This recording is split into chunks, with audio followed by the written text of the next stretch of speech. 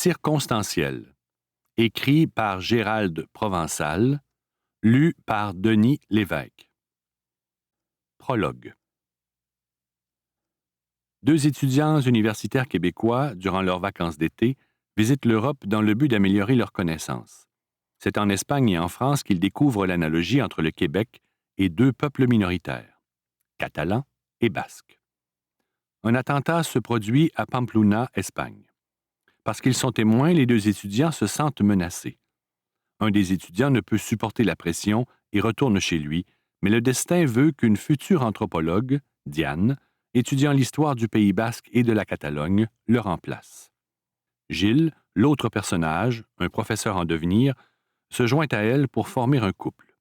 En plus d'une histoire riche en aventures et intrigues, le lecteur découvre l'origine de ces deux peuples. Il découvre aussi cette partie de l'Espagne, la course de taureaux de Pamplona, le musée de Picasso et les œuvres de Gaudi. Diane, à l'insu de tous, détient une licence de pilote d'hélicoptère. Quant à Gilles, il détient la ceinture noire en karaté. Les deux étudiants, grâce à l'aide d'un médecin alsacien et sa conjointe bretonne, à bord d'un véhicule récréatif, traversent les frontières françaises pour se diriger en Catalogne, poursuivis à leur insu par un policier haineux. C'est dans les îles Baléares que l'histoire prend fin. On découvre, dans la Méditerranée, à la hauteur de Barcelone, un navire-usine appartenant à un groupe islamiste, dissimulant un laboratoire illicite pour fabriquer des drogues destinées au marché européen. Une injustice commise quelque part est une menace pour la justice dans le monde entier. Martin Luther King. Chapitre 1. Montréal, le 2 juillet. Gilles et Éric se dirigeaient vers l'embarquement à l'aéroport Pierre-Éliott Trudeau de Montréal, tout en constatant que chacune de leurs mères avait la larme à l'œil. Leur passeport en règle, des euros et cellulaires en poche, ils montèrent à bord de l'Airbus Iberia. En regardant défiler par le hublot le paysage du Québec et avant que l'avion ne grimpe au-dessus des nuages, Éric fit remarquer à Gilles que presque chaque maison autour de Montréal avait sa piscine. Du haut des airs, on aurait dit une nappe à pois. Ils ont commencé à se détendre une fois qu'on annonça qu'ils pouvaient détacher leur ceinture de sécurité. C'était la première fois qu'ils partaient ensemble vers l'Europe durant leurs vacances d'été et ils souhaitaient découvrir les origines des peuples catalans et basques et visiter la ville de Pamplona en Navarre, car la course effrénée des taureaux lors de la fête de San Fermines les avait toujours fascinés. Ils avaient choisi ce voyage en Espagne pour une autre raison, pratiquer la langue espagnole qu'ils avaient apprise au collège. Éric Ranger et Gilles Fraser s'étaient rencontrés 6 ans auparavant, alors qu'ils fréquentaient le collège Laval, réputé pour son orientation sport-études. Une amitié fraternelle s'était développée entre eux et se poursuivait toujours. Éric, avec un peu plus de 1,80 m, avait des cheveux blonds ondulés qui l'attachaient sur la nuque. Sa carrure de joueur de hockey lui donnait une allure de bagarreur, mais ses copains s'entendaient pour dire qu'il était un type doux, studieux et généreux.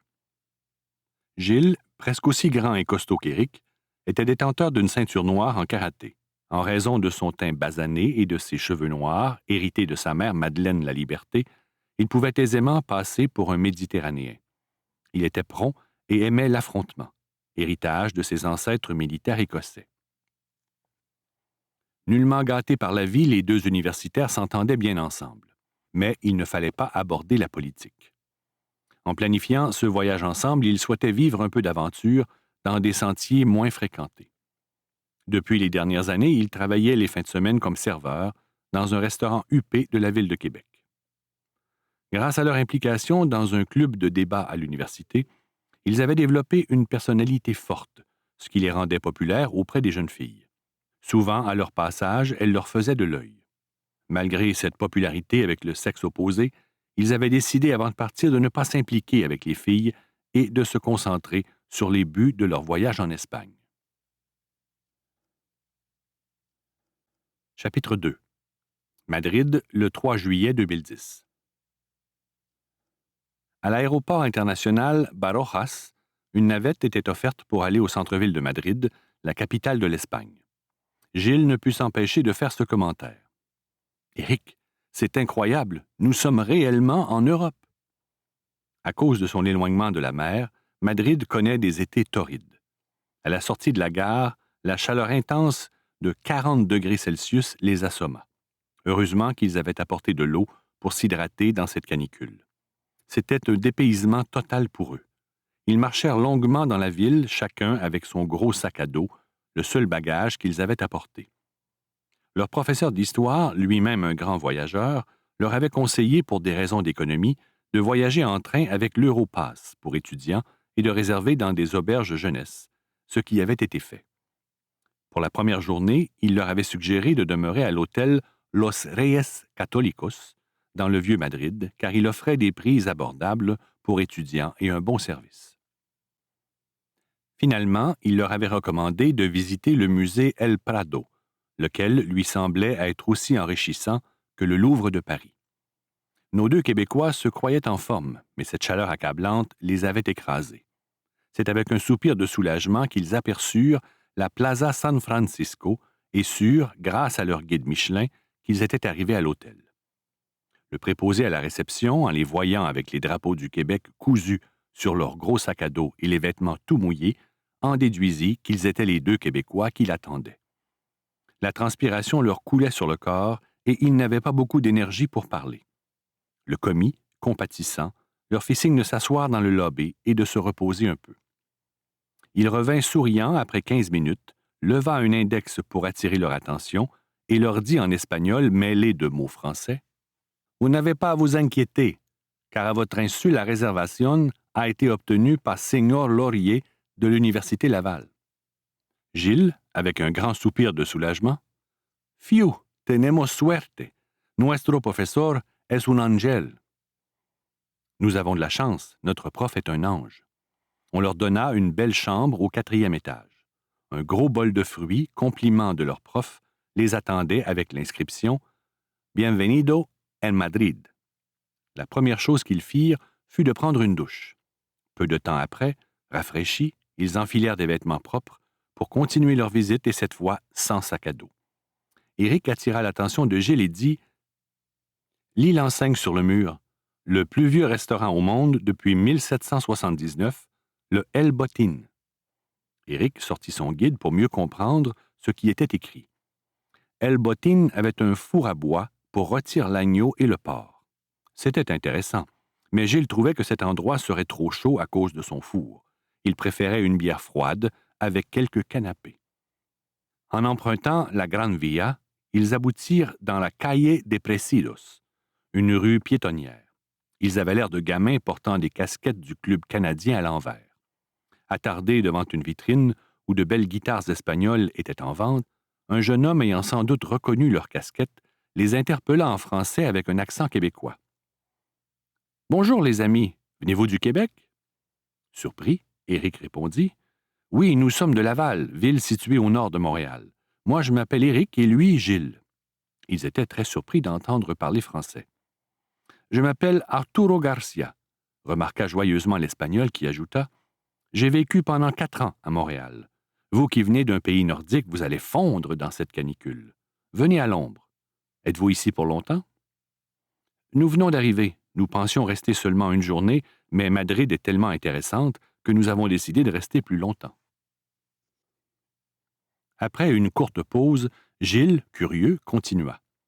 « Quel genre de travail faites-vous à Madrid, Monsieur Garcia? »« Je travaille avec mon père, qui est propriétaire d'un tablao, cabaret andalou. Nous donnons des spectacles de flamenco et servons des repas. C'est tout proche d'ici. Laissez-moi vous inviter pour le spectacle de 20 heures. » Gilles s'empressa de lui répondre: « Nous n'avons pas beaucoup d'argent, nous sommes étudiants. »« Ne vous inquiétez pas, vous serez mes invités.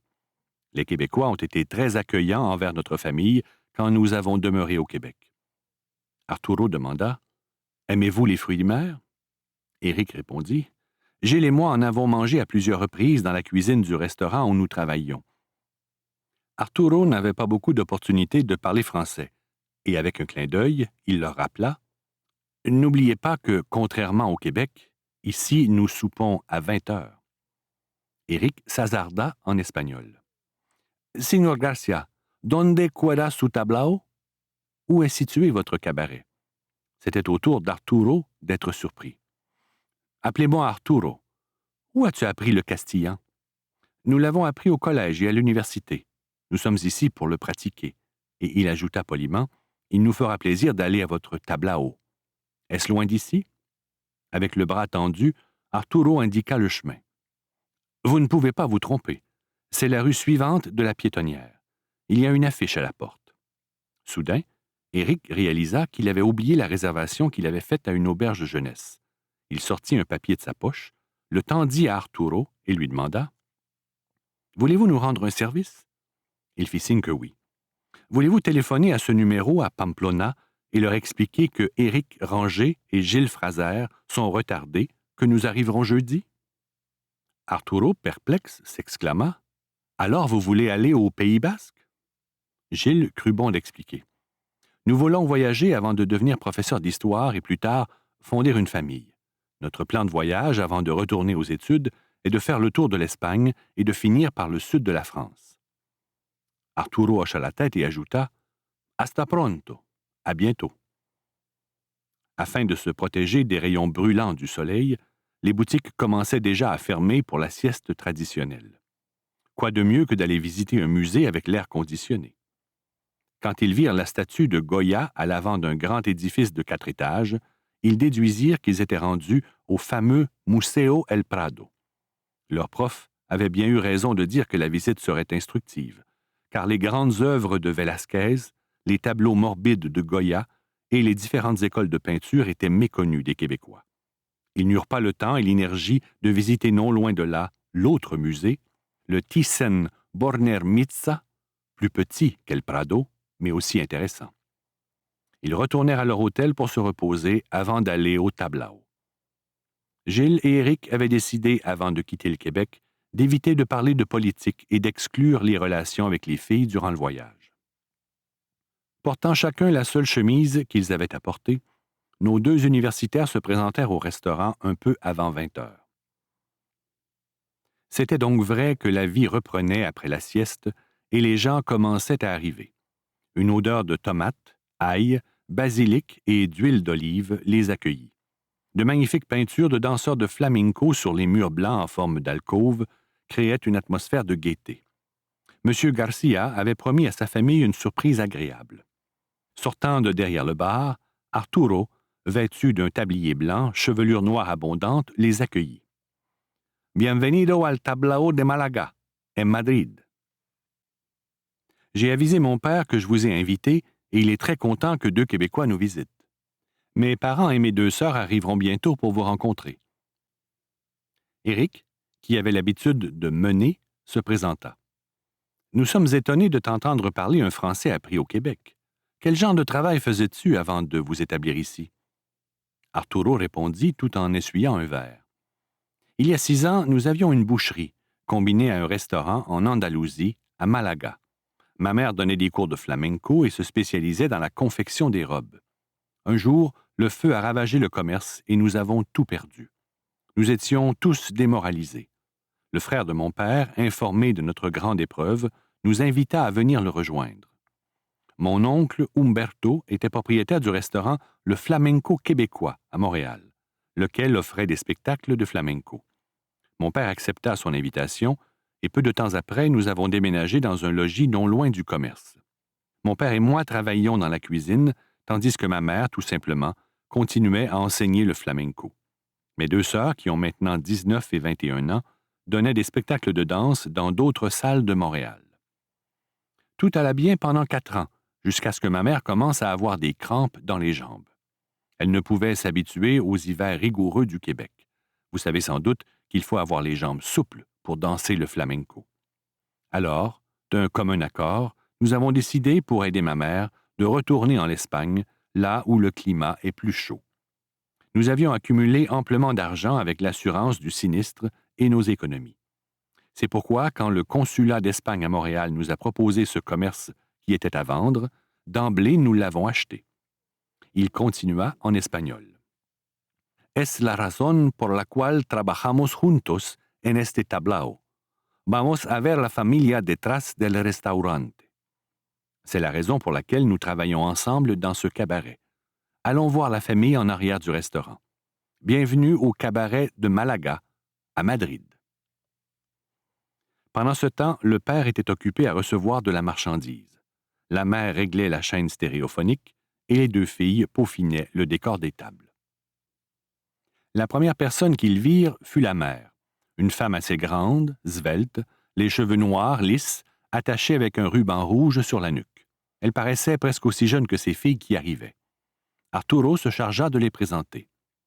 Mi madre, Isabella, mi hermana Maria y la mayor Graciela. Ma mère Isabella, ma sœur Maria et l'aînée Graciela. Toutes deux, de superbes filles, étaient excitées par la présence des deux Québécois. Avec un sourire enjôleur, elles parlaient ensemble. La mère s'interposa pour calmer leur élan. Tout à fait normal pour une mère de protéger ses filles. Elle s'adressa aux étudiants en un français passablement correct. « Est-ce que vous cherchez du travail en Espagne? » Nous sommes deux universitaires en vacances. Notre but est strictement éducatif. Nous retournons aux études en septembre prochain. La mère sembla rassurée. « Soyez bienvenus ici. Est-ce que vous connaissez le flamenco? » Gilles fut le premier à répondre. « Nous en avons vu un à la Maison des Arts de Laval. » Les danseuses étaient des Québécoises. Madame Garcia leva les épaules en voulant dire « nous sommes des professionnels. » Dans 30 minutes, vous verrez mes deux filles danser. Nous avons un chanteur et un guitariste de Séville pour les accompagner. Si vous voulez bien vous asseoir à cette table, quelqu'un viendra vous servir. On leur servit une coupe de xérès, accompagnée d'une paella que Carlos avait commandée et qui dégageait une senteur de mer. Madame Garcia leur expliqua que le flamenco est une danse andalouse. Elle prend ses origines chez les Gitans du Sud ou peut-être des Arabes et évoque leur souffrance et leur joie. Le guitariste commença à jouer doucement et le rythme s'accentua. Le chanteur gitan à la voix rauque et vibrante se joignit à la musique. Sur cette cadence, les deux ravissantes danseuses arrivèrent sur la scène en claquant les talons. Le mouvement gracieux de leurs mains, accompagné des castagnettes, entraînait les spectateurs dans un battement de mains qui faisait monter les décibels. Après leur prestation, les gens applaudirent à tout rompre au cri de « Bravo! Bravo! » Ils furent éblouis par le spectacle haut en couleurs. L'élégance des danseuses, les robes colorées, la passion qui émanait de ces danses saccadées de l'Andalousie avaient charmé le public. À plusieurs reprises, pendant leur numéro de danse, les deux sœurs avaient adressé leur plus beau sourire à Éric et Gilles. Ce dernier discrètement passa ce commentaire. « Tu es 6 mois de plus vieux que moi. Tu prends Graciela et moi Maria. » Éric amicalement le reprit. « Tu oublies ce que tu as exprimé avant de quitter Montréal. Oublions les filles si nous ne voulons pas dévier de notre plan de voyage. » Oui, c'est vrai, mais devant de si jolies filles, la tentation est forte. Une fois le spectacle terminé, Carlos, accompagné de ses deux filles exténuées, s'était joint aux deux Québécois. Éric s'exclama. « Nous ne croyons pas avoir jamais vu un spectacle aussi grandiose. Le repas était succulent. » Carlos, avec un peu d'insistance, dit « Au lieu d'aller au Pays basque, pourquoi ne pas demeurer chez nous? » Poliment, Éric répondit « Nous vous remercions, Monsieur Garcia, mais nous devons conserver notre plan de voyage. » Maria, qui avait fréquenté le lycée français à Montréal, avec tout son charme, adressa à Gilles une invitation particulière. « Ne soyez pas gênés, nous avons une chambre pour les invités. » Gilles avait bien enregistré le reproche d'Éric. « Je te promets, Maria, que dans 3 semaines, avant de prendre le train qui se rend à Nice, nous reviendrons plus tôt à Madrid. C'est avec plaisir que nous demeurerons chez vous pendant quelques jours. » Monsieur Garcia insista pour les ramener à leur hôtel, mais avant de quitter le restaurant, il fit apporter un pichet de sangria. La famille s'était réunie à la table et chacun leva sa coupe en disant « Salud, dinero, amor » santé, argent et amour, un vœu très populaire en Espagne. Les deux visiteurs furent surpris par l'accueil si chaleureux de la famille Garcia. Ils eurent droit à une embrassade et non pas à un petit bec sur la joue. Ils se sentirent gênés de tant d'attention. Plus tard, à leur hôtel, ils se firent la remarque que la famille Garcia semblait s'ennuyer du Québec. Le lendemain, nonchalamment, ils se promenèrent dans le vieux Madrid, visitèrent le marché de San Miguel, d'où se dégageait une odeur de jambon et d'épices. Finalement, ils admirèrent la vieille horloge à la Puerta del Sol, où des centaines de personnes se trouvaient, simplement pour flâner. À la vue du restaurant Bodega, spécialiste des tapas, Gilles sortit son guide et lut à Éric ce passage. Les tapas, ou amuse-gueules, furent créés au siècle dernier en Andalousie pour accompagner le xérès. Les serveurs couvraient les verres ou les assiettes avec une soucoupe tapas. Nos deux visiteurs se promirent de revenir le soir même et de se mêler aux madrilènes qui fréquentent les pubs. Plus tard, dans un bus climatisé, ils firent le grand tour du vieux Madrid des Bourbons. Chapitre 3. Pays basque. Tôt le matin, ils se rendirent en taxi à la gare. Ils arboraient le drapeau du Québec sur leur sac à dos avec le nom Québec inscrit en diagonale. Le train était bondé de touristes qui se rendaient à San Sebastián pour échapper à la canicule. Vers les 11 heures, ils arrivèrent à Pamplona, Iruñea en basque, capitale de la Navarre. C'était le dépaysement total. Ils virent des affiches en basque. Les gens semblaient heureux et polis. Soit à cause de la proximité de l'océan Atlantique ou l'altitude, c'était agréablement plus frais qu'à Madrid. Pour se rendre au kiosque touristique, on leur conseilla de prendre la Calle de Emilio et à gauche sur Amaya jusqu'au bout.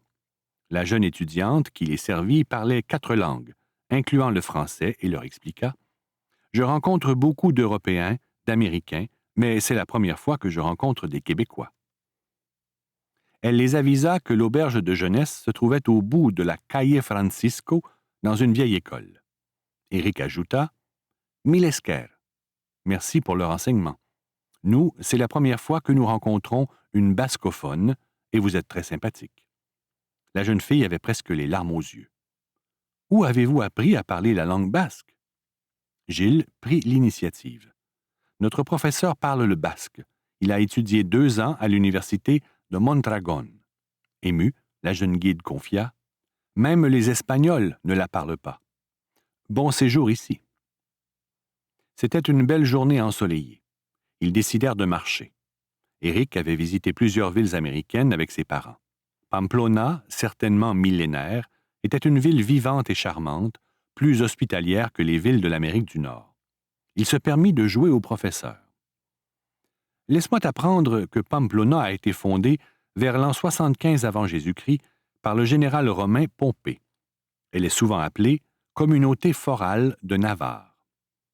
La plupart des Navarrais défendent l'idée que leur région est une région distincte du Pays basque. » Gilles se rappela lui aussi ce qu'il avait étudié dans son cours d'histoire et le récita à Éric.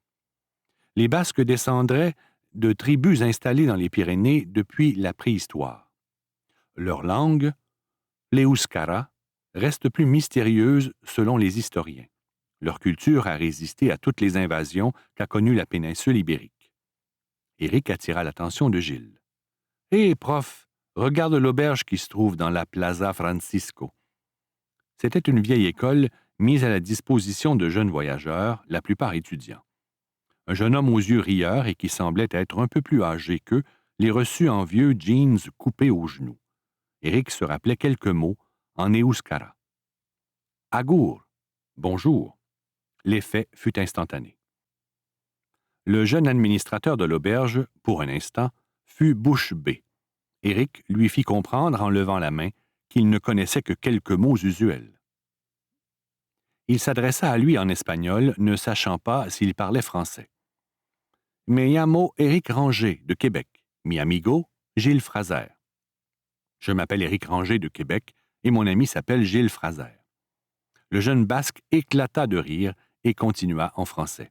« Bienvenue, je m'appelle Xavier. C'est la première fois que je rencontre des Québécois. » Il ajouta, « Il y a plusieurs Européens et quelques Nord-Américains dans l'auberge. » Surpris, Éric lui demanda, « Où as-tu appris le français? » « J'ai étudié dans un collège français à Bayonne, dans le Pays basque français. » « Voulez-vous aller à l'Encierro, spectacle de taureaux, demain? » « Nous sommes très intéressés, » s'empressa de répondre Gilles. « D'ailleurs, c'est la raison première pour laquelle nous sommes venus ici. » Avant cela, aimeriez-vous voir une partie de pelote ce soir? Nous serons heureux d'y aller, répondit Gilles. Alors allez visiter la ville et après je vous invite à souper avec ma famille, avant d'aller au stade. Tellement surpris, ils répondirent « OK ». C'était vraiment inattendu pour les futurs profs. La première journée à Pamplona, et ils étaient déjà invités à souper dans une famille basque, ainsi qu'à assister à une partie de pelote basque au stade, comme ils en avaient toujours rêvé.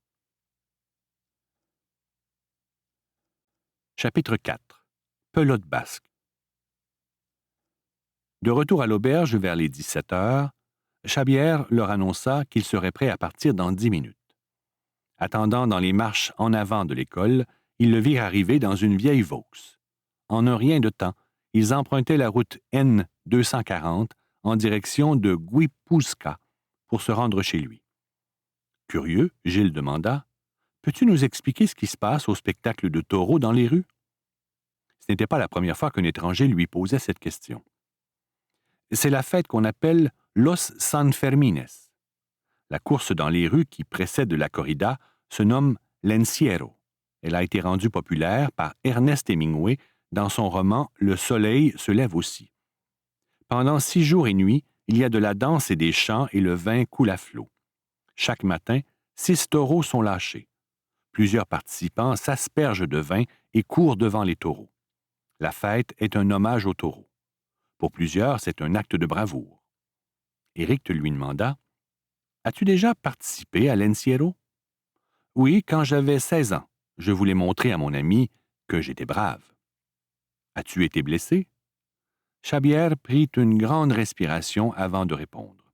« J'ai une grande cicatrice sur l'épaule gauche et une autre sur la cuisse. » Curieux, Gilles lui demanda « As-tu été hospitalisé? » Avec un brin de fierté, il répondit « Oui, et j'ai eu droit à 50 points de suture et 3 mois de thérapie. » Au tour de Gilles de questionner.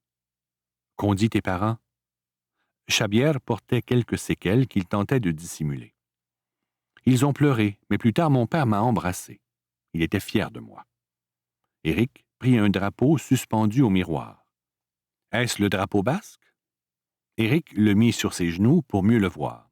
« Oui, sur un fond rouge, il y a la croix blanche au milieu, symbolisant le christianisme. La croix verte, presque superposée, représente Saint-André. Notre pays est très catholique. » Éric, que tout intéressait, dit « J'ai lu quelque part qu'il y avait eu un saint au Pays basque espagnol, mais j'oublie son nom. » Tu ne t'es pas trompé. Un des plus importants saints de l'Église, le fondateur de l'ordre des Jésuites, Ignace de Loyola, né au 15e siècle dans la province de Guipúzcoa. Chabière mit la main sur le bras d'Éric et attira son attention. « Regarde la vieille maison au toit rouge, dans la vallée, sur le flanc de la montagne. C'est là que j'habite. Un côté de la maison est en pierre des champs et l'autre en briques. Mon père ne l'a pas fini. Les gens se souviennent toujours de notre maison. » Éric admirait une grande oliveraie à sa droite et des centaines de brebis passaient à gauche de la maison. 2 chiens bergers coururent à leur rencontre, mais furent immédiatement rappelés. Chabière leur avait recommandé de parler en français ou en anglais à ses parents, mais pas en espagnol. Ils trouvèrent cela étrange, mais ne commentèrent pas. Voyant que Gilles et Éric regardaient étrangement la maison, Chabière commenta. « Contrairement à vos belles maisons modernes, la nôtre est robuste. Pas de matériaux de plastique. Nos vieux meubles datent de 200 ans. » Nos 2 étudiants furent étonnés quand ils virent une grande famille attablée, prête à manger. Tous autour de la table imitèrent le père qui se tenait debout pour réciter le Bénédicité. La mère se promenait du poêle à la table, se faisant aider par sa bru. Nos 2 Québécois ne purent s'empêcher de remarquer un vieillard squelettique, immobile dans un lit couvert d'un drap blanc immaculé. Chabière expliqua que son grand-père était mourant. Éric avait lu que, généralement, les familles basques s'occupent de leurs parents âgés, contrairement à beaucoup de Québécois qui les placent dans des résidences pour personnes âgées. Sur un mur, ils purent admirer 3 vieilles arquebuses et sur un autre, un maquila, canépé, typique au peuple basque. Pour accommoder Chabière et ses invités, son frère Michelko et quelques membres de la famille avaient décidé de manger tôt. Michelko était capitaine de l'équipe professionnelle de pelote de Pamplona. Très musclé, un polo blanc sans manches accentuant sa carrure, teint brun terre, grand comme Éric, il avait l'allure d'un athlète. Il fixait constamment nos deux visiteurs, les sourcils sévères, ce qui les rendait mal à l'aise. Le père, qui parlait bien le français, voulut exhiber ses connaissances. Il raconta les traversées de pêcheurs basques à Terre-Neuve, bien avant l'arrivée de Jacques Cartier. Les Basques, depuis très longtemps, étaient les fournisseurs d'huile de baleine, laquelle servait à éclairer les églises et les grands édifices d'Europe, en particulier en France. C'était un commerce très lucratif, car l'huile était une nécessité comme l'essence l'est aujourd'hui. Le tout se faisait sur le Saint-Laurent et les côtes de Terre-Neuve.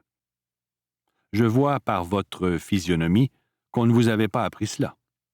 Par politesse, ils levèrent les épaules en même temps, en signe d'ignorance. Ils mangèrent avec appétit le plat principal qui se nommait merlu cosquera, un mélange de merlu, moule, palourde, accompagné de légumes frais. Gilles, toujours silencieux, ne put s'empêcher de confier à Chabière que l'odeur et le goût du repas lui rappelaient des vacances dans le bas du fleuve Saint-Laurent. Comme dessert, on servit des bérets basques, tartelettes avec brisure de chocolat.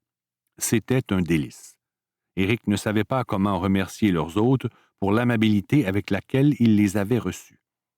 Gilles le dépanna en disant « Milesker, icus arte » merci et au revoir. La mère de Chabière le prit dans ses bras comme si c'était son propre fils et les invita tous deux à revenir quand cela leur plairait. Déjà, Chabière était dehors et déposait l'équipement de Michelko dans le coffre de l'auto. Les deux frères s'étaient assis sur le siège avant de l'auto. Chabière roulait très vite dans les courbes. Arrivant près de la foule, Chabière chuchota quelque chose à son frère. Avec un signe de tête pointant vers quelqu'un dans la foule, Michelko, qui était devenu sympathique envers Gilles et Éric, après les avoir entendus employer quelques mots en euskara, leur expliqua « Le type près des guichets avec la casquette rouge s'appelle Alejandro. Il travaille pour le CNCA, une division du CECID, équivalent au CIA. C'est un salaud. Souvent, il travaille avec une femme et 2 hommes. Il s'intègre à la foule et pose beaucoup de questions. Les gens ne sont pas dupes. Ils savent qu'ils ne sont pas de la région et qu'ils nous surveillent. » Chabière continua la conversation. Alejandro a fait fermer un quotidien apolitique et incarcérer sans procès 3 jeunes sans preuve de méfaits. Michelko se retourna et donna un ordre à Chabière. « Envoie un signal. » Alors Chabière lança 3 cris gutturaux très forts, appelés Irinstina, employés depuis des siècles pour annoncer un danger imminent. La plupart des Basques l'entendirent et le reconnurent. C'était un avertissement qu'il y avait un loup dans la bergerie. Avant l'entrée des 2 équipes, une troupe de jeunes danseurs exécuta le fandango, danse populaire du Pays basque, basée sur un rythme de valse. Chabière se sentit obligé d'expliquer en s'adressant à Éric et à Gilles. « Hé, les gars, je sais que vous ne connaissez pas le jeu de la pelote basque. Laissez-moi vous donner le cours 101. Il y a plusieurs types de pelote basque. Le jeu se joue à l'intérieur ou à l'extérieur. Aujourd'hui, la partie se joue à l'extérieur sur le mur rose que vous voyez. Ce que nous appelons le fronton est la surface du terrain délimitée par des lignes blanches, comme sur un court de tennis. La pelote peut être recouverte de cuir, comme au baseball, ou bien elle est fabriquée avec un centre en caoutchouc, laquelle peut rebondir comme une balle de golf. Sa vitesse peut atteindre 250 km/h. Le jeu se joue avec 2 équipes de 2, de 3 ou 4 joueurs, et souvent les équipes sont habillées en blanc. C'est seulement la couleur du ceinturon qui les différencie. Dans certains cas, les joueurs portent un chandail de couleur. Il y a 7 grandes spécialités de jeu. La place libre, le trinquet, le fronton mur à gauche, le fronton court, le fronton long ou le jayalai où se joue la fameuse partie de cesta punta que l'on voit en Floride. Le rebot se joue à main nue. La main est protégée par des épaisseurs de bandage. Cette dernière est la spécialité de base de la pelote basque. Aujourd'hui, les joueurs se servent d'une grande raquette, un peu comme la raquette de crosse employée au Canada. Elle est fabriquée en bois de châtaignier, la poche en éclisse d'osier. Tous les jeux et les frontons sont différents. Est-ce un sport populaire ici? Demanda Gilles. Laisse-moi te dire que chaque village a un fronton. Il y a plusieurs ligues professionnelles en France, à Cuba, en Espagne et en Argentine. Au tour d'Éric de demander. Pourquoi ce sport n'est-il pas inscrit aux Jeux olympiques? Chabière salua des visages familiers et puis se décida à répondre. Ce fut un sport de démonstration aux 2 derniers Jeux. Les 2 équipes apparaissant sur le terrain, l'animateur présenta l'équipe de Saint-Jean-de-Luz, qui reçut des applaudissements timides. Vint ensuite l'équipe de Pamplona, qui fut reçue avec des sifflets d'encouragement et des cris à tout rompre. Les 2 copains ne s'attendaient pas à voir des athlètes faire preuve de tant d'agilité et de rapidité. Pendant que la partie se déroulait, Éric réfléchissait. Nous nous sommes placés dans un bourbier sans le savoir. Venant du Québec, pour plusieurs, nous sommes des séparatistes. Le fait de porter le fleur-de-lysée sur nos sacs à dos au lieu du drapeau canadien manifeste notre priorité pour le Québec. C'est pour cette raison que plusieurs Européens et Nord-Américains croient que nous sommes tous des séparatistes, ce qui explique la réaction d'Arturo à Madrid. Innocemment, nous sommes venus ici pour voir la course de taureaux et la pelote basque. Les Basques croient que nous devons les supporter dans leur cause. Gilles et moi venons d'apprendre qu'il y a 4 provinces basques en Espagne et 3 en France. La foule était bruyante, le club de Pamplona ayant gagné la partie. Gilles passa la main devant les yeux d'Éric pour attirer son attention. Les 10 dernières minutes, Éric, je t'ai perdu. Tu avais l'esprit ailleurs. Éric ne voulut pas lui expliquer son inquiétude. Il justifia son égarement en inventant une raison. Selon mon père, la pelote basque, au début du 20e siècle, se jouait au collège Saint-Laurent à Montréal, sur des murs de ciment avec une balle en cuir. Chabière ne semblait pas intéressé, mais avec un grand sourire leur rappela « Je vous ramène à l'auberge de jeunesse. N'oubliez pas que demain c'est la course de taureaux. Nous irons à pied, car nous ne pourrons pas stationner l'auto.